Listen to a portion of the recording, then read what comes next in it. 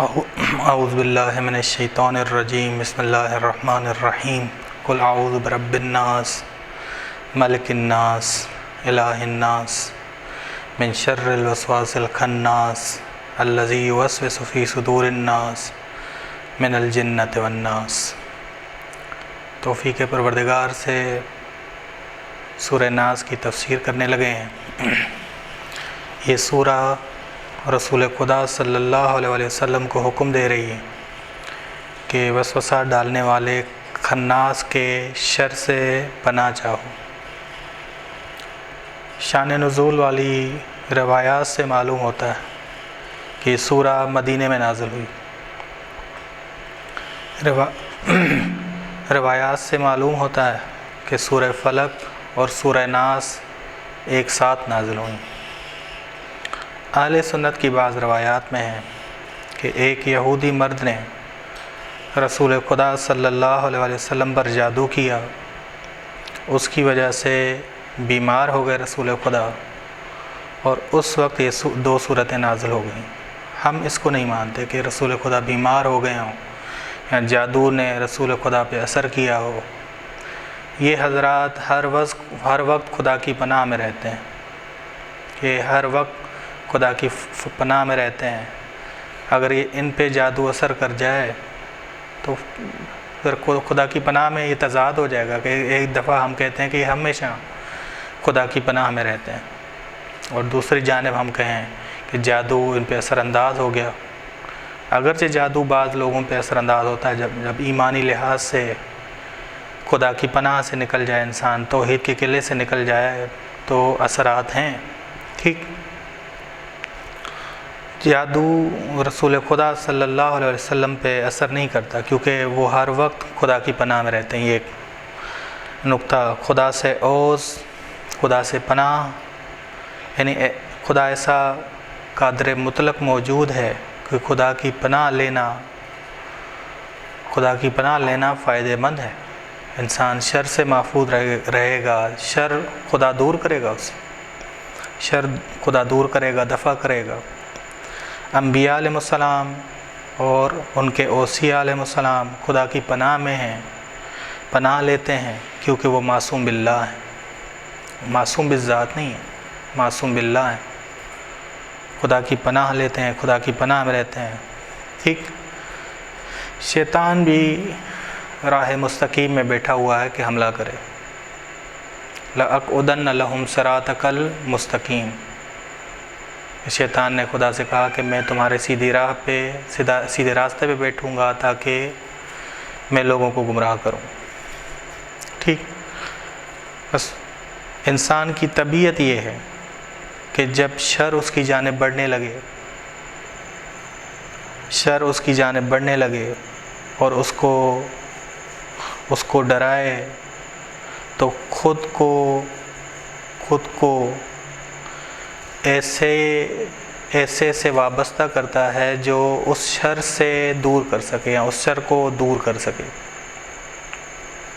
وہ ذات خداوند عالم ہے۔ بس انسان خدا سے پناہ لے، خدا کی پناہ میں جائے تاکہ شیطان کے شر سے محفوظ ہو۔ رسول خدا صلی اللہ علیہ وسلم فرماتے ہیں کہ انسان کے اندر شیطان ہے، خدا کے ذکر، بس انسان جب خدا کے ذکر کی پناہ لیتا ہے تو یہ شیطان پوشیدہ ہو جاتا ہے، ختم ہو جاتا ہے۔ اور جب انسان غافل ہو جائے تو یہ شیطان پیدا ہوتا ہے، دوبارہ اٹھتا ہے اور وسوسہ ڈالتا ہے۔ قل اعوذ برب الناس، کہہ دو، تم انہیں کہو کہ انسان ہمیشہ خدا سے پناہ مانگے، کیونکہ خدا کی توفیق سے انسان ہر شر سے محفوظ رہ سکتا ہے۔ قل اعوذ برب الناس، کہہ دو میں پناہ مانگتا ہوں، برب الناس، لوگوں کے پروردگار کی۔ پہلی پناہ رب الناس، لوگوں کے پروردگار کی۔ پہلی چیز جو انسان کو نظر آتی ہے وہ اس جہاں کی تدبیر ہے، کہ یہ جہاں چل رہا ہے، منظم طور پہ چل رہا ہے، بس خدا اس کی تدبیر کر رہا ہے، خدا اسے چلا رہا ہے، رب ہے، وہ رب ہے، وہی ہدایت اور لوازمات ہدایت فراہم کرتا ہے، اس کی تدبیر میں کوئی خلل ڈالنے والا بھی موجود نہیں ہے، کہ قرآن نے خود کہا ہے فرجع البصر هل تری من فطور، بس نگاہ کر، خدا کی تدبیر میں، خدا کے نظام میں، خدا کی مدیریت میں ہے کوئی جو خلل ڈالے؟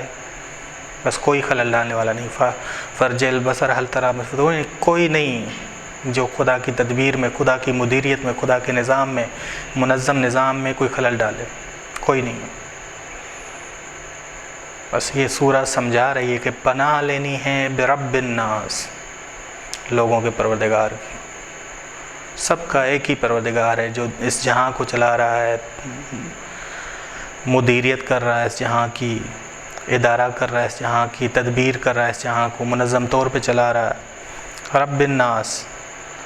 بس انسان ایسے رب کی پناہ لے، ایسے رب کی پناہ لے جو اس جہاں کو چلا رہا ہے، ہدایت بھی فراہم کر رہا ہے، لوازمات ہدایت بھی فراہم کر رہا ہے۔ پھر دوسری مالک الناس، دوسری پناہ کہ وہ مالک بھی ہے، وہ سب کا مالک بھی ہے، بس جس کی سلطنت قوی ہو، مطلق ہو، جس کا حکم جو ہے نافذ ہو، ہر چیز اس کا حکم مانے، ہر چیز اس کا حکم مانے، اس کی پناہ حاصل کرو، اس کی پناہ حاصل کرو، وہی تمہیں شر سے محفوظ رکھے گا، وہی تمہیں شر سے محفوظ رکھے گا۔ بس ملک الناس، لوگوں کے مالک، تمام جہاں کے مالک، مالک مطلق، جس کا حکم، جس کی سلطنت نافذ ہے، اس سے پناہ لو۔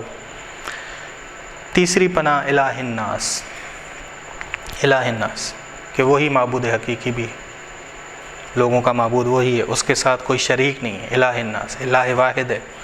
بس اگر بندہ خالص ہو کر اس کی عبادت کرے، کوئی کسی کو شریک نہ ٹھہرائے، کبھی اس کے پاس شر نہیں آ سکتا، کبھی اس پر جادو اثر نہیں کر سکتا۔ یہ سورہ ہمیں سکھا رہی ہے کہ جس کا تعلق، جس کی توحید قوی ہے، جو موحد کامل ہے، برب الناس، الہ الناس، بس یہ سکھا رہی ہیں ہمیں، یہ صورتیں ہمیں سکھا رہی ہیں۔ سورہ فلق ہو یا سورہ ناس ہو، یہ ایک ہی دفعہ نازل ہوئیں، ایک ساتھ نازل ہوئیں، ایک ساتھ نازل ہوئیں، ٹھیک۔ بس الہ الناس، موحدین پہ جادو کا اثر نہیں ہوتا، موحدین پہ جادو کا اثر نہیں ہوتا۔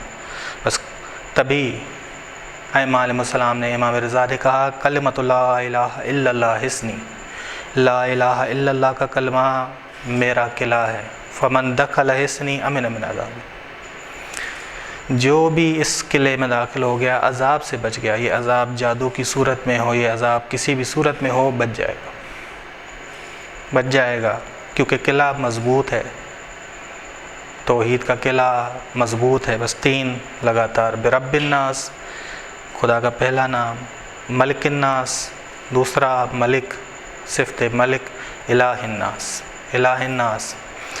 قرآن کریم نے ان تین صفتوں کو جمع کیا، کہ دوسری جگہ بھی کیا ہے کہ ذالکم اللہ ربکم، یہ تمہارا رب ہے، لہ الملک، اس کے لیے ہے حکمرانی، لا الہ الا ہو، نہیں کوئی معبود سوائے اس کے، فانا تصرفون، بس کہاں تم پھیرائے جا رہے ہو، کہاں تم گمراہ ہو رہے ہو۔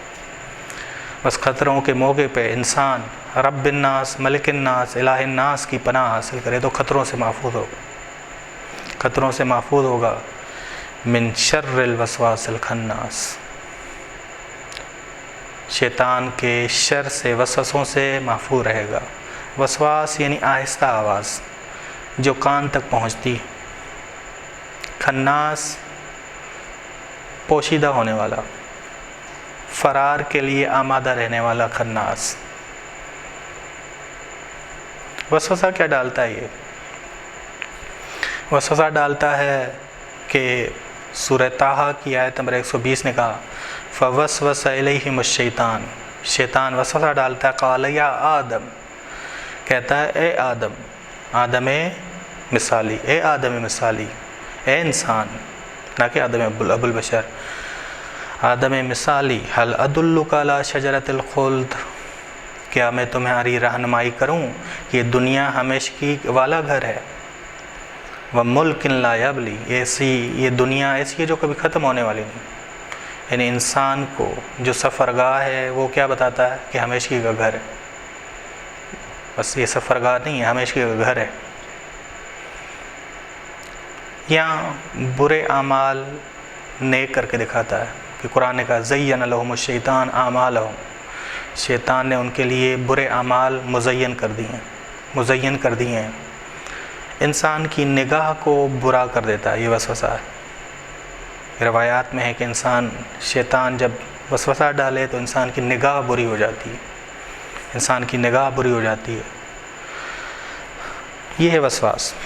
خناس، وہ جو فرار کے لیے آمادہ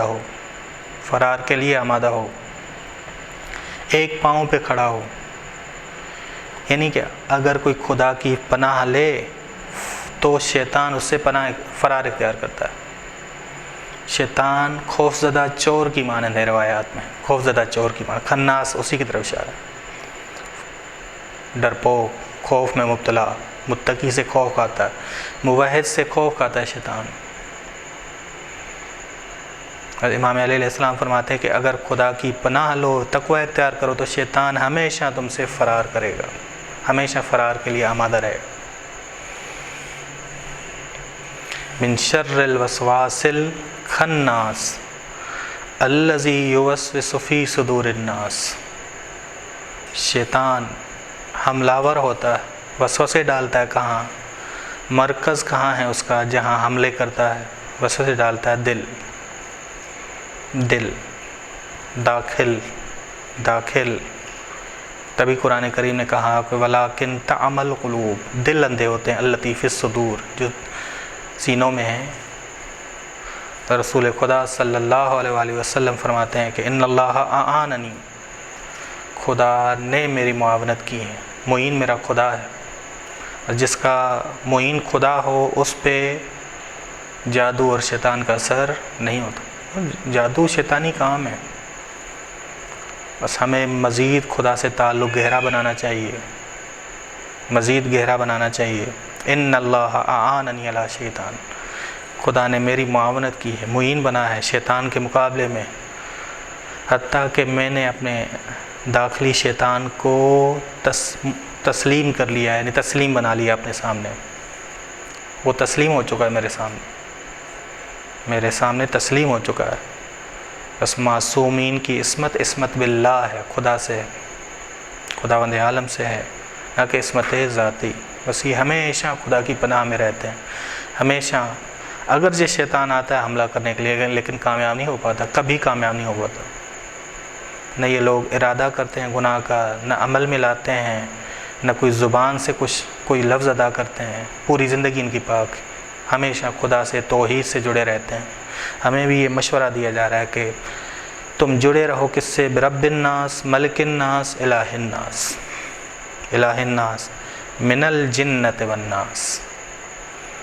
بعض لوگ ایسے گمراہ ہو جاتے ہیں کہ وہ شیطان بن جاتے ہیں، شیطان کے ترجمان بنتے ہیں، شیطان کا لشکر بنتے ہیں. قرآن نے بھی کہا ہے کہ ہم نے قرار دیے ہیں شیاطین الانس والجن، جنوں انسانوں میں سے بھی شیاطین قرار دیے، یعنی شیطان کا لشکر ہیں، شیطان کے ترجمان ہیں. یہ کہ امام علی علیہ السلام نے نہج البلاغہ میں فرماتے ہیں کہ ہیں بعض لوگ جو جندن اتخذہم ابلیس نے انہیں اپنا لشکر بنا دیا ہے. ابلیس لوگوں پہ اس لشکر کے ذریعے حملہ آور ہوتا ہے، اور تراجمتن، اور ترجمان بن چکے ہیں شیطان کے، کہ ابلیس بولتا ہے ان کی زبانوں سے بولتا ہے. استراقا لقولہم، یہ ایسے ترجمان جو شیطان کے ہیں، لشکر جو شیطان کا ہے، یہ لوگوں کی عقلوں کو خراب کرتے ہیں، لوگوں کی عقلوں کو ختم کرتے ہیں. بس عقل ہے جو خدا رحمان کی عبادت تک لے جاتی ہے. کہ روایات میں العقل ما عبد به الرحمن، عقل وہ ہے کہ خدا رحمان کی عبادت کی جائے، اور انسان بے عقل ہو جاتا ہے اور شریک بنا لیتا ہے خداوند عالم کے ساتھ. پھر ہر چیز کا اس پہ اثر ہوتا ہے۔ بس پناہ فائدہ تب دیتی ہے، یہ نقطہ اہم ہے کہ پناہ فائدہ تب دیتی ہے جب انسان حرکت کرے توحید کے قلعے کی جانب۔ صرف زبانی طور پہ ہم اعوذ باللہ من الشیطان الرجیم کہتے رہیں یا معاذ اللہ کہتے رہیں تو فائدہ کوئی نہیں ہوگا۔ بس پناہ کا فائدہ تبھی ہے جب انسان توحید کے قلعے کی طرف حرکت کرے، عمل میں توحید لائے۔ صرف زبان سے اعوذ کہنا، معاذ اللہ کہنا فائدہ نہیں دے گا جب تک عملی کوشش نہ ہو۔ بس خداوند عالم ہمیں توفیق دے۔ یہ سورہ ناس ہمیں سکھا رہی ہے کہ اگر تم توحید کے قلعے میں آ گئے، مضبوط بنو، تو کوئی شر شیطان تم پہ اثر نہیں کر سکتا، بلکہ شیطان کیا ہے؟ خناس ہے، فرار کے لیے آمادہ ہے، فرار کے لیے آمادہ ہے، ایک پاؤں پہ کھڑا ہے، خوفزدہ چور کی مانند ہے، خوفزدہ چور کی مانند ہے۔ خداوند عالم توفیق دے اس ماہ مبارک رمضان میں کہ ہم ایسا شیطان کا حال کریں کہ وہ فراری بن جائے ہم سے۔ صلی اللہ علی محمد اہل بیتہ الطیبین الطاہرین۔